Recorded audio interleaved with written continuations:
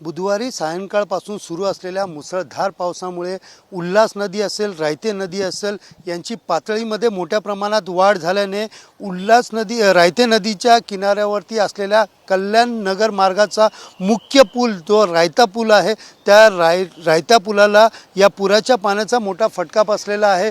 दोन्ही साईडचे रस्ते जे आहेत ते पूर्णपणे उकळून निघालेले आहेत या ठिकाणी आणि त्याचबरोबर सुरक्षा रॉड या ठिकाणी पूर्णपणे सुरक्षा रॉड जो आहे ते देखील पाण्याच्या प्रवाहामध्ये वाहून गेलेले आहेत। एकंदरीत पाणी जे आहे आता पाण्याची पातळी जी आहे ती कमी झालेली आहे, मात्र आत्ता देखील या ठिकाणी वाहतूक जी आहे ती पूर्णपणे बंद केलेली आहे। गेल्या 48 तासापासून ही वाहतूक बंद आहे। दुरुस्तीचं काम या ठिकाणी सुरू आहे। मात्र दुसरीकडे पाहिलं तर रायता पुलावरती मोठ्या प्रमाणात तडे गेलेले दिसून येत आहेत। रायता पुलाला जोडणारं जे जॉईंट्स आहे त्याच्यावरती टाकलेले जे डांबर आहे त्या डांबरला मोठ्या प्रमाणात या ठिकाणी तडे गेलेले दिसून येत आहेत। आपण पाहू शकतो या ठिकाणी खाली नदीचा भाग जो आहे या तड्यामधनं दिसून येतो। हे दोन जॉईंट्स आहेत आणि त्यावरती डांबर या ठिकाणी टाकण्यात आलेले आहे आणि त्या डांबरीला तडे देखील या ठिकाणी गेलेले आहेत। गेले अनेक वर्षापासून गावकरी या ठिकाणी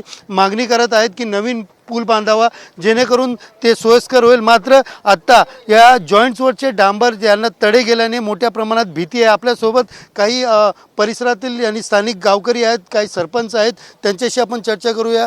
सर, काय सांगाल की नेमकं आता हे जे तडे गेलेले आहेत, कारण दोन्ही साईडचा रस्ता हा उकळून निघालेला आहे आणि सुरक्षा रॉड पण वाहून गेलेले आहेत आणि आता तडे देखील डांबराला पडलेले आहेत, काय सांगाल याविषयी? डांबराला जे तडे गेले ते लवकरात लवकर ते रिपेअर करण्यात यावे आणि रस्ता चालू करण्यात यावे आणि हा नवीन ब्रिज नवीन हो असे गावकऱ्यांची आणि खूप वर्षापासून प्रशासनाला मागणी केली, पण त्याच्यावर काही लक्ष देत नाही प्रशासन। आणि हा ब्रिटिशकालीन ब्रिज आहे, याची मुदत जवळजवळ संपलेली आहे, तरी प्रशासन त्याच्यावर लक्ष देत नाही। आणि आता एवढं हे चालू असताना इथले तहसीलदार कोणीच येऊ शकले नाही।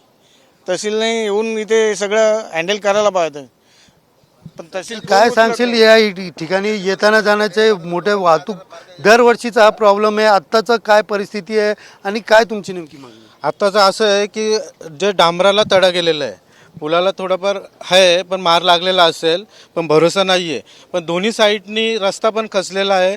यांनी जेवढ्यात लवकरात लवकर प्रशासनाने याकडे लक्ष द्यावं आणि नवीन ब्रिजची मागणी गेल्या 10 वर्षापासून करण्यात आलेली आहे गावकऱ्यांकडनं, पण ती जेवढ्या लवकरात लवकर होईल ती बरे आहे। कारण प्रत्येक वर्षी हा ब्रिजला डांबरीचा रस्ता खचलून जातो या रस्ता खराब होतो, काय ना काय प्रॉब्लेम असतातच। काय सांगशील कशा प्रकारची भीती वाटते, कारण आता जी परिस्थिती आहे यावरनं वाहनं चालवणारा भीती वाटते का? हा भीती तर वाटते का, तर पूल खूप जुना पूल आहे आणि जाता येताना आम्हाला भीती वाटते आणि हाच एक मार्ग आहे आम्हाला येण्या जाण्यासाठी। त्या साईडला मुरबाड भागात जाण्यासाठी, टिटवाळा जाण्यासाठी आम्हाला एकच मार्ग आहे, तर प्रशासनाने लवकर याच्यावर काळजी घेऊन याच्यावर काहीतरी प्रक्रिया करावी। एकंदरीत आता 9 वाजून गेले तरी अधिकारी आले नाही, यामुळे गावकऱ्यांमध्ये मोठा संतापाचं वातावरण आहे। तर दुसरीकडे पाहायला गेलं तर पुलाची जी अवस्था आहे ही पाहून नवीन पुलाची मागणी जी आहे या स्थानिक गावकऱ्यांकडनं केली जात आहे। सुनील जाधव, TV9 मराठी, कल्याण।